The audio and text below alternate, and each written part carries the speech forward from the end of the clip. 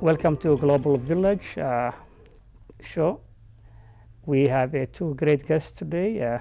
Michelle Gitz, she is the manager of Economic Development Initiative of the region of Newell County. And William Lanvis, he is the market researcher of the Economic Development Initiative in the Newell County. Welcome to the program. Thank you. Thank you for having us. Michelle, could you tell us a little bit about yourself? About the Economic Development Initiative? No, about yourself. About myself? There you go. Well, I grew up in the county of Newell, in one of the hamlets, Scandia, south of Brooks. Yeah. And like many youth, when we went off to university and college, we vanished for years. Yeah. And I always had the desire to return back to the Brooks area and the Newell area because I had a great sense of community there. Yeah. And also saw lots of opportunity there. Okay. And so it took me 30 years to get back. Wow. And in 2009, Yeah. I moved back from the States where I was an associate professor in economics at Southwest Tennessee Community College. Wow. And came back to the county of Newell to farm, as well as the current position I have with Manager of Economic Development.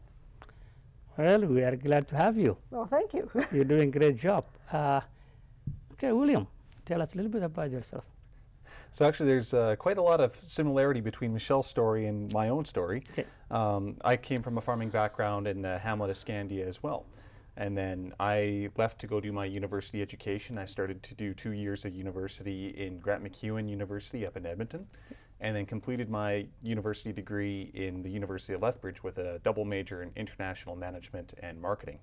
I was hired by the County of Newell Economic Development in 2012, shortly after I graduated, and I've been there working as the market researcher and actually for the time junior economic development officer since 2012, and been loving every minute of trying to help home. There you go. No, that's very glad to have you. Michelle, how many hamlets and villages consist of the Newell County? Okay. The county of Newell has, well, the city of Brooks in the Yeah. center. Okay. Then we have the town of Bazzano, Mm. 2 villages, Dutchess and Rosemary. Yeah. And then, of course, all the residents who are within the hamlets and the farming community of the county of Newell. And there's 10 hamlets in the county. So hamlet is smaller than village. Hamlet is smaller than a village, and it's run by the county of Newell administration. So a municipality, a village has its own government, Oh. and a town and a city also have their own governments, but hamlets are operated by, and the services come from the county of Newell. So, for example, the Dutch will be a village then. The Dutchess is a village, Okay. And Basan is town. and Bazzano is the town, yeah. Oh, okay. No, that's also a letting. So, Tilly is hamlet then.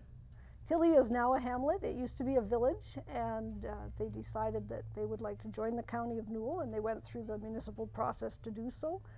So now the county of Newell runs the operations for the village, former village of Tilly, Oh, okay. And now hamlet. and now it's a hamlet of Tilly. Oh, okay. No, that's good. Tell us a little bit about this beautiful kiosk that was created by the idea invented by both of you, which is a great kiosk, and that's a well done job, I have to say to both of you. So you want to tell us a little bit about that kiosk, what's all about? Yeah, so originally the concept was about us trying to move the region of Newell into more of a digital, into the digital age. We are inside the digital age, but it seemed that there wasn't a lot of digital information being provided in our region before. So a lot of our plans in economic development focused on digital communications. To get that information out once it's been online was particularly difficult in the region. Again, just trying to demonstrate awareness, starting to let people know about the different brands, the different websites, the different resources. And one of the unique ideas we came up with, actually quite from the beginning, almost 2 years ago, was to come up with a kiosk, use technology in an area that typically didn't have a lot of technology before to it. So that technology draw, which, I mean, those large kiosks standing 6 foot tall, 300 pounds, Yeah. right?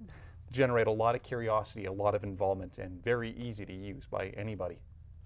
And if someone is at home or the office, can they link to the website? Absolutely. The kiosks run multiple different websites, the same websites we've been developing for our region. So any user can go onto their phone, they can go onto their tablets, their desktops, their Macs, or other personal computers, and be able to access any of those websites that we currently use on those kiosks. So any business who might be who wants maybe to be part of that, they will be contacting either you or Michelle then. That's right, because businesses can have a microsite on the any of those 3 websites we have.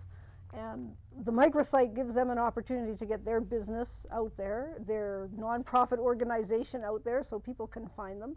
And all 3 of the websites are linked together. So there's Visit Newell, which is geared towards entertainment and tourist type people who would come looking for services or for things to do. There's Live Newell, which is community services, which includes hospitals, medical centers, educational facilities.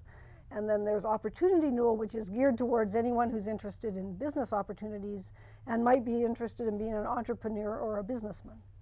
And all of them talk to each other, the websites link together, and everything we can find about the region of Newell is eventually going to be on those websites.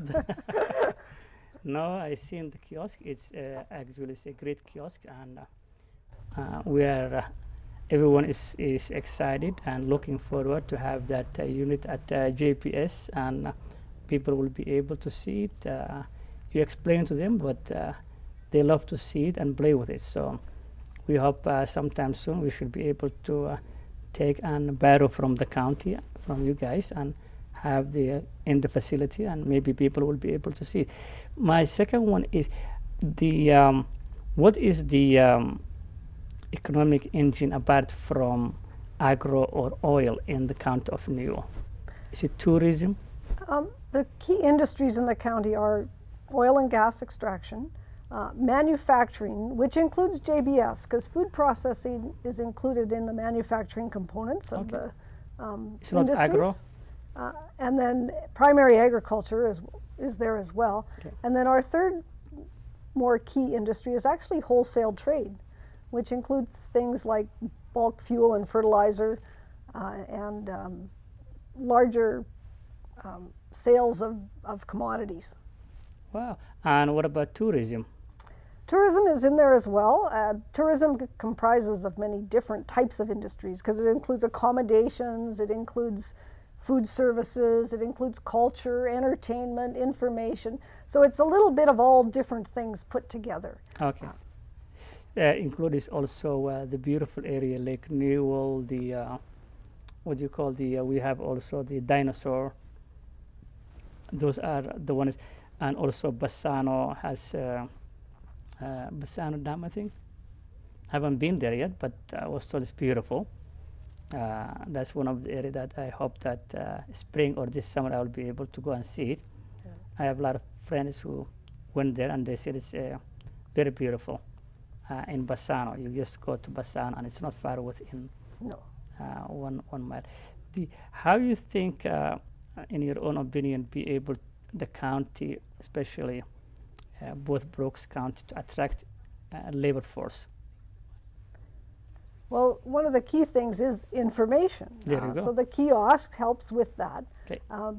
Employers need to know, what's available for their employees when they come. So when they invite new people to come to the community, they can say, here's our medical services we have, here's our educational services we have, here's things for you to do, entertainment, a whole variety of basic information that people don't always find about the community. And so if they can find that online Yeah. instead of in a book or a pamphlet, more people have access to it. No, that's way to attract and retain them. If they know where they're going, where they are here. If they are here, they know where they're going. They can link to the website, and they can see where they want to go for entertainment, either cinema or movies, restaurants, and all that stuff. So I think that will help also the retention of the labor force in the area. Yeah. If they don't know where to go, there's no information provided, they will probably likely be moving to a big city. That's right. And it's part of the quality of life. And Will was quite involved with the study that the county did on the quality of life in the region. And so, you know, you want people to see those things, and even young people don't always perceive that quality because, you know, they want to go and try new things and get away and, you know, and it's, but we have a lot of stuff here too that people are not aware of within the county and within the city of Brooks, and people just need to see that, and the kiosks and the websites help to do that. The quality of life, I think, is it also in the website then? Yes, those, it is. Those websites, the whole study. The whole study is in the reports of that study is published in opportunitynewell.com. Oh, okay. Because I see in one, I believe, I was with Lynn. I took from Lynn the one from the region and Brooks, quality of life, and both are big binders. We were very thorough with that quality of life study report, and it's because there's a lack of information that identifies us. The interesting thing about the region is that the region itself is quasi-rural urban. So we're not as urban as Calgary, Medicine Hat, and Lethbridge, so we won't have all of the same determinants that they would have. Nor are we completely rural, like we would say special areas where it's mostly your rural base. So it was something that we needed to completely develop a brand new tool to try and analyze, and really so that we could be as productive as possible within our own area. Wow, that's good. But what comes to my mind is, and both of you, I think, are living examples, because both of you were born in the area, in the farm, and both of you left and then came back, especially Michelle for a long time, and then you came back. How can you do that, for example, to the youth that were born in the area Brooks or County of Newell, who probably moving? How would you attract them, those guys, to come back home? That would be the challenge. And it is a challenge, and it's a challenge for all rural communities, really, because they see the bright lights of the city, and they see, they have ideas of what they want to accomplish themselves, and so they're going to go away and go to university or learn something, or you know, head off on their own, which we want them to become independent. I have 5 kids myself, and you know, we want them to move on and try new things. And then, yes, the challenge is, I think it comes if they're youth and they feel that sense of community, and they feel that sense of belonging, whether it's through friends or family or attachments to their employment or their job, then even if they go, that yearning is there to come back, right? And I think as even people as newcomers and immigrants, I mean, they always have that yearning for home. And how do you know, make use of that and utilize it, and give them the desire to return to where, you know, where they want to be. And hopefully as they come to Brooks, they attach that community feeling with Brooks and with the county, and then they stay, and their children also find opportunities and want to stay as well. Yeah, there are a lot of newcomers, new Canadians who've been in Brooks, County of Newell, and left, went to the big cities, and 180-degree, come back again. Yeah, that's it. And back to Brooks again, County of Newell. Some of them live in Dutch, some of them live in Bassano. Now, sometimes there is a confusion that JBS, the facility as it is, they think that it's within the territory of the Brooks. We keep telling them, no, the facility is in the county, outside the territory of the city. But most of the people live in Brooks. That's right. It's a challenge, and I think a challenge for both newcomers, new Canadians, other people, as well as people who were born in the farm area or Brooks and left. Some of them might come back, some of them might not come back. So it's a choice of the individual. What is your vision of the 2015 in terms of, you think, what would you like to see in the 2015 in our area in terms of economic growth, for example? Well, it's going to be a tough year with the current oil and gas prices, because a big portion of our industry is in that area.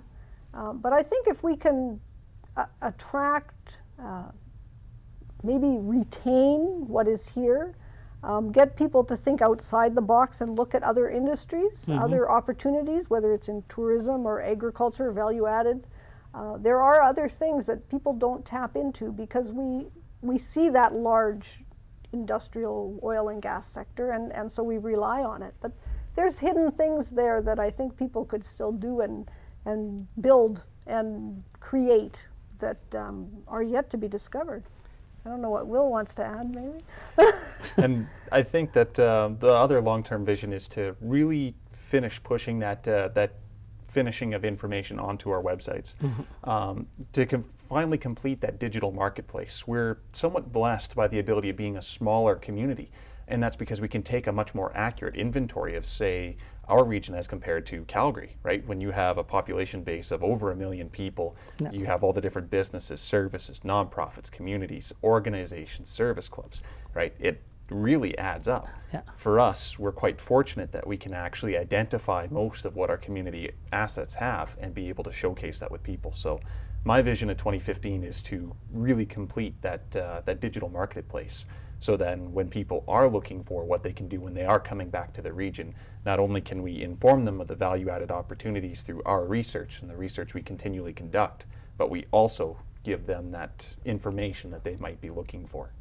I think both of you hit the nail on the head, because the fact is, without someone to be outside the box vision, I think it will be difficult. But people have to look outside the box views, and one is the digital stuff. So social media is very powerful nowadays, and if you not get into that one, then it will be difficult to attract anybody. Social media is very powerful. So the more that you showcase the city, the county, the more probably will be beneficial for the community. Yeah, people need to see us, and nowadays people look online, right? And that's where they start to look, and when they're going to go somewhere, that's where they look to get their information. And if you're not on there, it will be hard to be noticed. They won't be able to notice.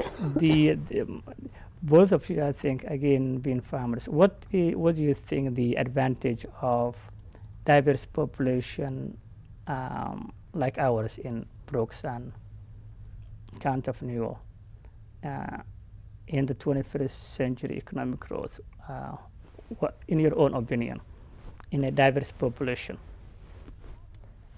I think a diverse population it does bring more ideas, because people have different perspectives depending on their age, where they're from, their background, what they've gone through in terms of their own lives. And so everybody thinks differently. And so you see different ideas, somebody suggests something and people go, oh, that's never thought of that, right? Like it's a whole new angle. So I think the diversity brings that to the region and allows us to have more possibilities than other regions which are more limited in their the scope of the people who live there. That's a good one. Yeah, and the skill sets alone are just, they bring in new ideas, better ways of doing things, more efficient ways of doing things. You wind up getting 4 or 5 people from different ends of the world, and instead of it being the most costly solution that we might think of within our region, knowing what we've known and how we've grown up, that's so linearly structured, right? We can't see past it. But having new ideas, introducing new ways of thinking, like Michelle was saying before, that innovation, I think, is really our competitive advantage. You don't get that type of innovation, that type of competitive advantage in other less diverse cultures. The diversity gives us that ability to continue working forward, and again, to build more cooperative teams and better community. Yeah, no, that is true indeed. The kiosk that is there, do you have all the business, all the business in the county and the city, or are you still putting more in as they come?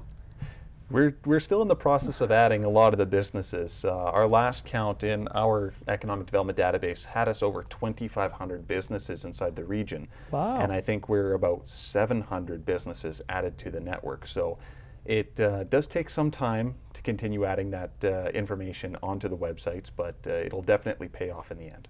And if people are looking at it and they see that their business isn't on there, or they're looking for a business they know exists and it's not on there, they should contact us, because we can add them We add them as we find them and as we also know that they exist. So, we've picked what we know, but Yeah. again, we need to tap into other people's resources too and say, give us a call and say, I'd like, I don't see this on here and it should be, right? And through January, we've had several businesses contact us to say, now that I've seen the kiosk at the Centennial Regional Arena, and my business wasn't on there, so put me on, and we do.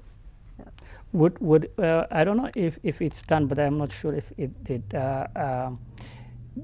For example, unveiling the whole kiosk, that was done in, or it's something that's coming to be done. For example, unveiling the kiosk maybe in a public forum, for example, like Medicine Hat, and then have everybody to be coming as a public event for them to see it. Unveiling and then calling the media, for example, and then they can take a picture of it. I don't know if that was done or if that's something that you guys plan to do it. We did have an unveiling in the town of Bazzano in December. Yeah, I remember, yeah. Now we need to get people who even want to use the kiosk to allow us to take it to different places. And we do want to take it out of the region because we want people out of the region to see the information that's on it, right? So that way it can be utilized as an attraction tool for employees or employers. Yeah. It can be used as a retention again to show people what we have, or even for tourists, like someone in Medicine Hat could come to Brooks in the summer to go to Lake Newell or Dinosaur Provincial Park, and that gives them all that information. Yeah, I think last time, I think it's the unit itself, it's heavy then. It is quite heavy, and it was designed to be heavy so that nobody can simply just push it over and watch it fall. So it's actually, while it's quite tall and quite heavy, it's actually very stable. So lifting it will require then either big guys or maybe or forklift then. Oh, sure, I can lift that on a good day. Just all the muscles right here. And I don't attempt it. There you go. So you said 300 pounds. The double-sided kiosk is. There's two different types. We have one single-sided, which is quite nice because it sits very nicely up against a wall. Okay. And that one runs in about 175 to 200 pounds. The other one is a double-sided kiosk, which allows two people to use that kiosk on both sides. And that one's near 400 pounds. So between a fridge cart and a couple of individuals to help lift it, they can be quite heavy. So is that the one that you have in Medicine Hat College? Is that one-sided? The one-sided one is in the Medicine Hat College. I Brooks seen campus. one in Medicine Hat College, I think was last week. It's beautifully, it's by the library, just outside the library. So it's very, I think one side is very beautiful.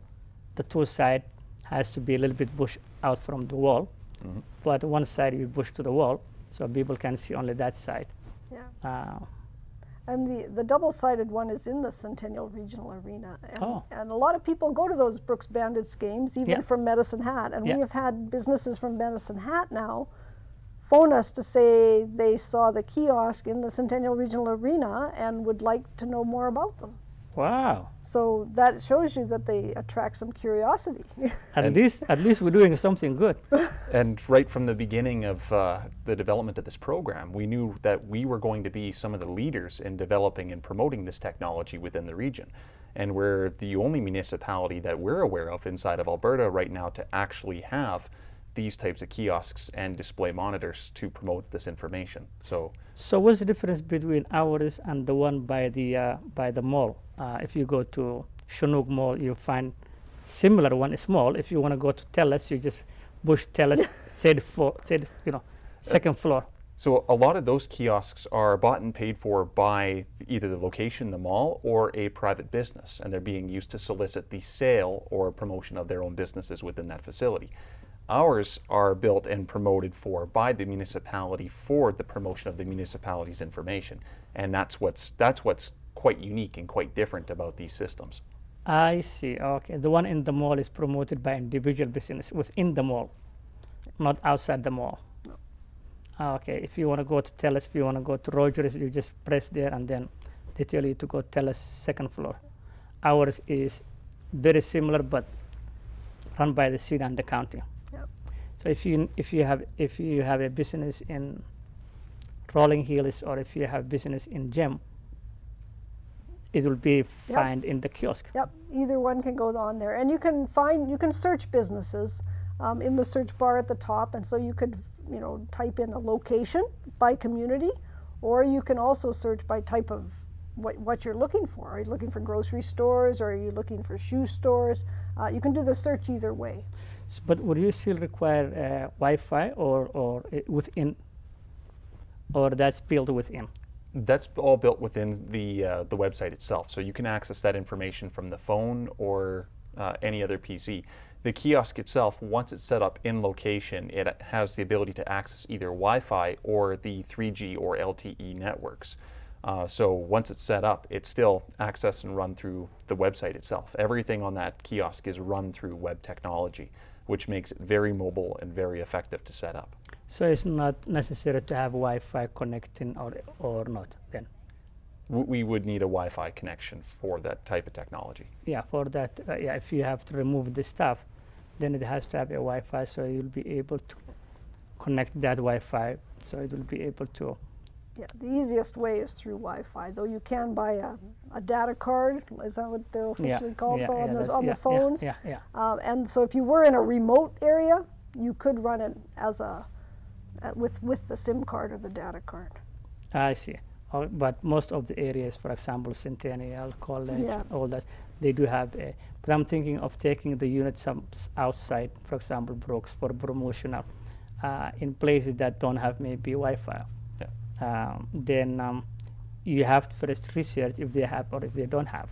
Yeah. Before taking the unit. Yeah. Or we would have to put in that the phone data card, and then it can run off of the phone data card and pull that information right off the cellular network, same as your smartphone would do. So multiple different ways of being able to use information on those kiosks. Wow. You guys did, that's a great, I think, initiative, and I think that should be something that the county, the city should be proud of. And that's something that we can showcase in terms of attracting employees, labor force, or employers' promotion, or the county and the city's promotion for the community. I think that piece is a very great invention. It's called the 21st century's product. Yeah, that's right. Yeah, it used to be before. We never had that before. Now we have. I think we need to market as much as we can, because you have a product. If you don't market, then there is no even point having it. That's right, and that's part of it is awareness. People to know that it's there, that the websites are there, because you can still be at home and get on your own computer and find OpportunityNewell.com, VisitNewell.com, LiveNewell.com, and access all the information. There you go. And if you have a business, please don't hesitate to call both Michelle, William at the county. The number is 403-362-3266. That's right. And ask for Michelle, Economic Development Manager of the county. And they will be able to help you and add your business into that kiosk. And if Michelle is not there, you can always get in touch with William, the same number. And I hope that will help your business, and that's what the intention of them is, to help the business and the community. That's right. Well, I thank you very much for both of you for coming to Global Village Show. This is your first time, so we leave the tough questions next time. Oh, yeah. People, we always don't want them to, when they first come, we always give them as much as it's a community promotion, so we give them the necessary tools for at least they will be able to relax, and next time they know when they come, they will be less tense. But it was a great pleasure, both of you, to come, and it's a very honor to have you. And what you did for the kiosk as well as the economic development is a great thing that time will tell. Time will tell. It's a great invention, and congratulations for your dedication of building that unit. Thank you very much, Michelle. Very much. Thank you very much. Thanks. Thanks, William. Thank you very much.